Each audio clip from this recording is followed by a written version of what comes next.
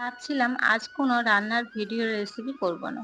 তো তার মধ্যে কয়েকটা টাটকা চিংড়ি নিয়ে আসলো। কি আর করা যায়? চলো রেসিপিটা শুরু করা যাক।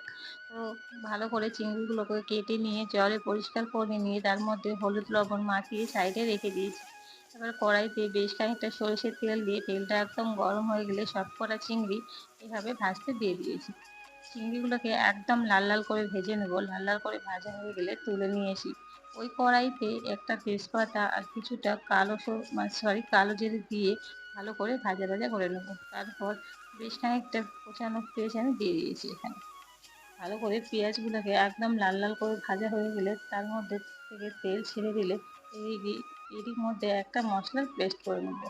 যেটা কাঁচা লঙ্কা, রসুন, কাজু বাদাম, ছোটো এলাচ, বড় এলাচ আর বেশ খানিকটা জিরে দিয়ে একটা পেস্ট তৈরি করে নেওয়ার পর তার কড়াইতে এভাবে দিয়ে দিয়েছি। আবারও ভালো করে মশলাগুলোকে একসঙ্গে কষাতে হবে। বেশ খানিক ধরে একদম কষানোর পর আবারও তেল ছেড়ে দেওয়ার পর তার মধ্যে হলুদ, লঙ্কার গুঁড়ো, লবণ আর গরম মশলার গুঁড়ো দিয়ে ভালো করে আবারও কষিয়ে নিয়ে নিয়েছি। নিচের জল দিয়ে তার মধ্যে আবারও দিয়ে একটু নাড়াচাড়া করে তেল ছেড়ে দিলে সব কটা ভাজা চিংড়ি তার মধ্যে দেওয়ার পর একটুখানি জল দিয়ে ঢাকনা দিয়ে 5 মিনিট রেখে দিতে হবে। 5 মিনিট পর একদম জলটা ফুটে গেলে নামিয়ে গরম গরম ভাতের সঙ্গে পরিবেশন করো।